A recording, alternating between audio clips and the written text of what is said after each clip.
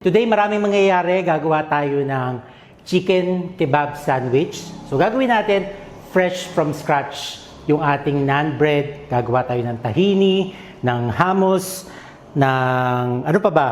Na-marinate natin yung ating chicken. Tapos, ayun lang pala.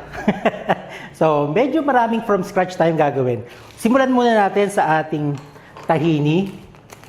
Magro-roast tayo ng ating sesame seeds. Ito, gagawin ko na sa oven para mabilis. Ilatag lang natin yung ating sesame seeds. I-roast lang natin sa oven for about 10 to 15 minutes until it becomes slightly brown. So, wag nyo susunugin ha.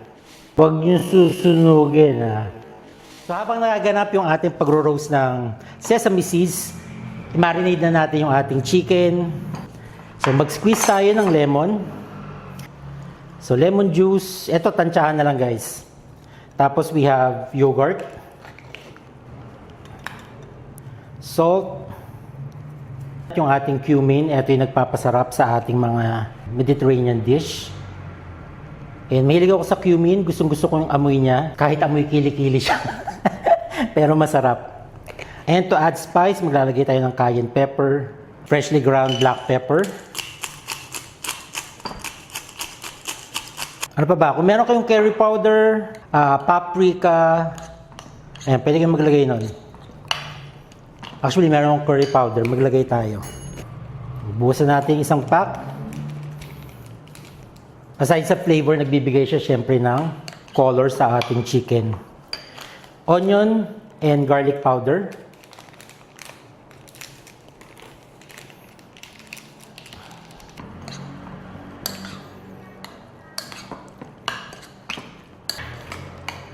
Okay, so this is our marinade for the chicken. Preferably overnight, pero since wala tayong time, ano na natin? I-rest muna natin sa fridge abang gagawin natin yung hummus, tapos gagawa tayo ng ating naan bread. So kakasabi ko lang na wag susunugin. Ang lakas ng oven ko, pero pwede na yan. Ilagay na natin sa ating blender.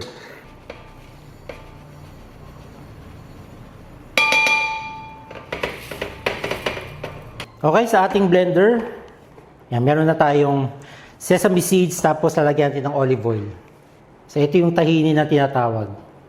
Pero parang dark version to kasi nga nasunog yung sesame seeds natin. Hindi naman siya yung sunog na magiging bitter na. Parang sakto lang siya. Na slightly burnt pero nandun pa rin yung flavor ng sesame seeds. Blend lang natin until maging smooth.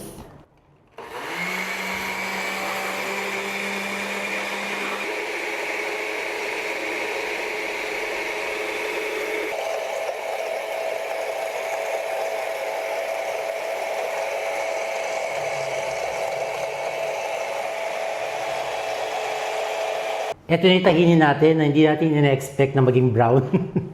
So magbubukas na tayo ng isang can ng garbanzos or chickpeas. This is, ilan ba to? 450 grams ng chickpeas. So sasalain lang natin. You can keep yung tubig niya tinatawag na aquafaba. You can use this in several recipes. Pwede din siyang substitute for egg white. Kung gagawa kayo ng meringue. Anything na may egg white for baking, ayan, pwede yan. Actually, parang maraming tahini. Sana binawasan ko or nagdagdag ako ng garbanzos. Isang can lang kasing garbanzos ko eh. Para hindi masyadong marami yung ating tahini, bawasan natin.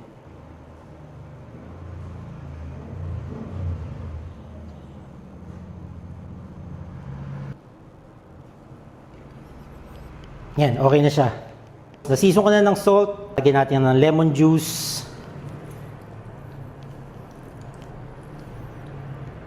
Garlic. 2 cloves of garlic. And cumin powder.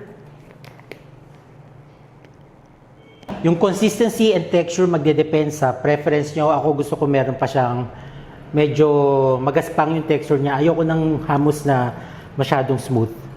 So, i-blend muna natin.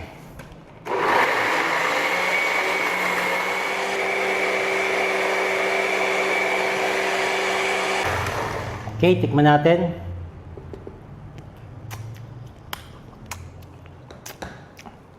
Okay, kulang ng salt. Pero I like the flavor Hindi man pala masama. Kahit nasunog natin yung sesame seeds, masarap siya. Bigyan pa natin ng konting cumin powder. Lagyan natin ng cayenne pepper.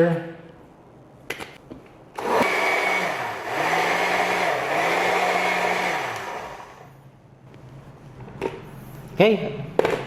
Tapos na, ganun lang kabilis gumawa ng hummus. Ito lang kung makikita nyo, masyado siyang watery. Nasobrahan ko ng tubig, pero okay lang yan guys. Nakagawa na tayo ng hummus. Yung ating chicken, minamarinate na natin. Now, gawin na natin yung ating naan bread. Sa naan bread natin, 2 cups of all-purpose flour.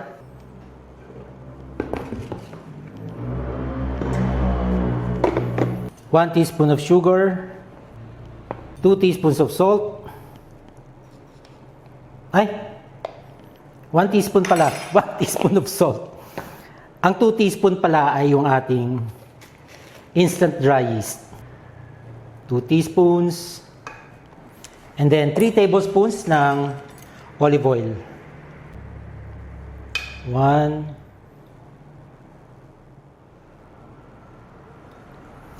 3. Lastly, our yogurt. I'm using Greek style yogurt. 1/4 cup.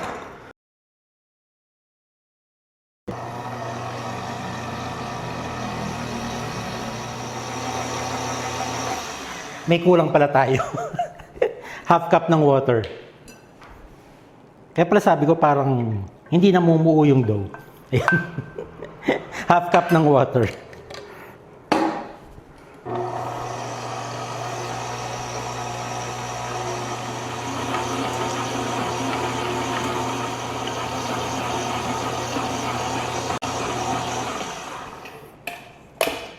Ito okay na siya. I-rest lang natin. I-rest natin for about 30 to 1 hour. Okay na yung ating dough. Nag-rise na siya or nag-double in size. Tapos, lulutuin natin yung chicken natin. Konting olive oil. Aside from chicken, pwede nyo gawin sa beef, sa seafood like fish or shrimp. Yan, sasama natin lahat ng minarinade natin para walang masayang. Cover lang natin, hintayin lang natin maluto.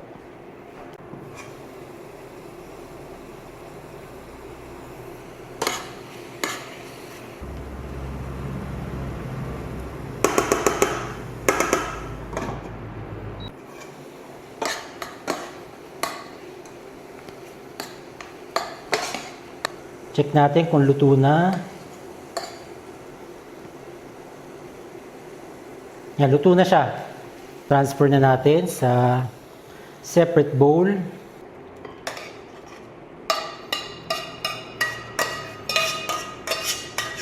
So, dadako na tayo sa ating naan bread. I-divide lang natin to depende sa laki ng naan bread. So, dito sa ating ginawa, mga 8 naan bread yung pwede nating magawa. Yan, tabi muna natin yung mga hindi muna natin gagamitin. Floured surface. Painitin na natin yung ating pan.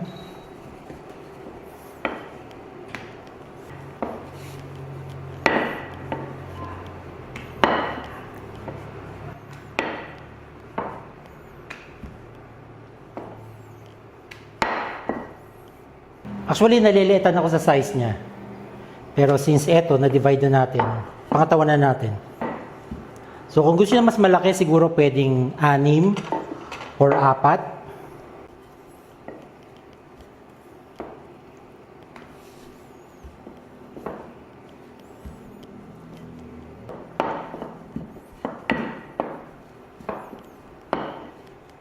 Okay, ang gagamitin ko, margarine lang. You can use butter. Lagyan natin yung ating pan.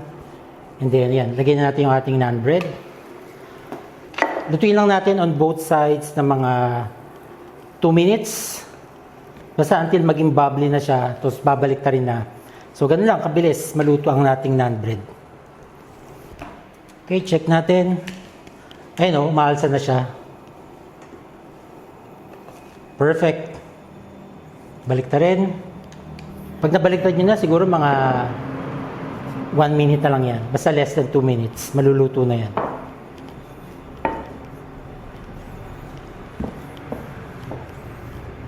Okay. Luto na siya. Pagkaluto, pahiran nyo agad ng margarine or butter.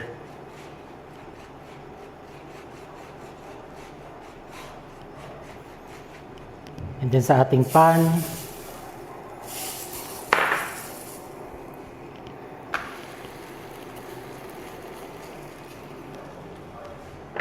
pag napapansin nyo medyo lumalabo na yung camera natin, ibig sabihin, masyado na mausok sa kitchen ko. Wala kasing exhaust, kaya bihira ako magluto dito. Puro bake lang. So tatapos ko na lang pagluluto ng ating naan bread, tapos pagbalik natin, mag-assemble na tayo. Luto ko na yung ating naan bread. Ito na siya, guys. Na-excite na ako. Pero bago yan, maghiwa muna tayo ng ating mga vegetables na isasama para sa ating chicken wrap. First, we have cucumber, ating tomato, syempre yung ating onion,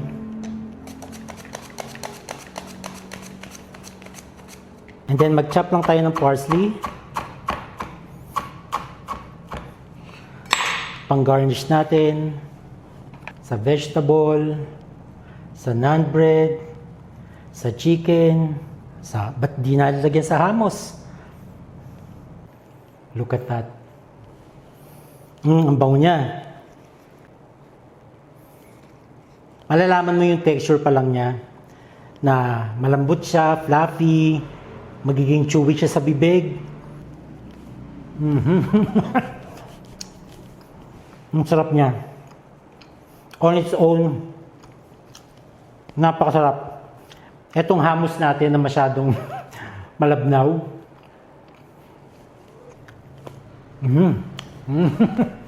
Ang sarap. Lagyan natin ng chicken.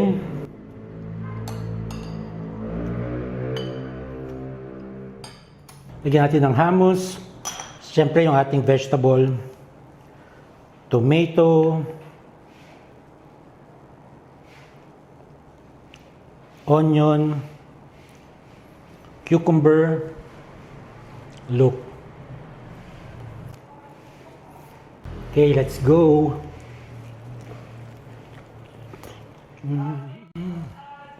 Wala akong masabi, guys. Ang sarap.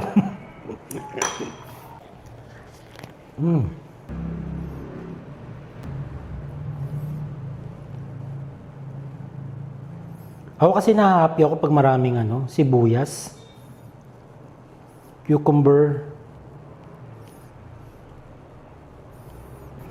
then yung ating hummus.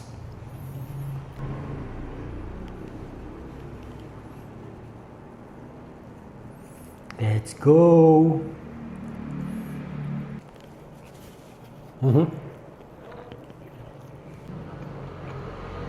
Bukod sa mga individual element na nasa wrap natin or sandwich, ibang klase talaga yung naan bread.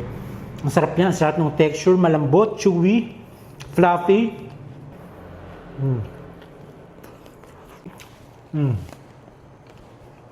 I recommend kung mahilig kayo sa mga Mediterranean food, mga shawarma, mga kebab, yan, itry nyo itong recipe natin, especially yung naan bread. Ang sarap niya talaga. Compare sa pita, mas prefer ko talaga yung naan bread. Eh, yung marinade natin for the chicken, pwede rin siya sa beef, shrimp, or fish. Yun lang ating video for today, and thank you for watching. Hope to see you next time. Bye-bye.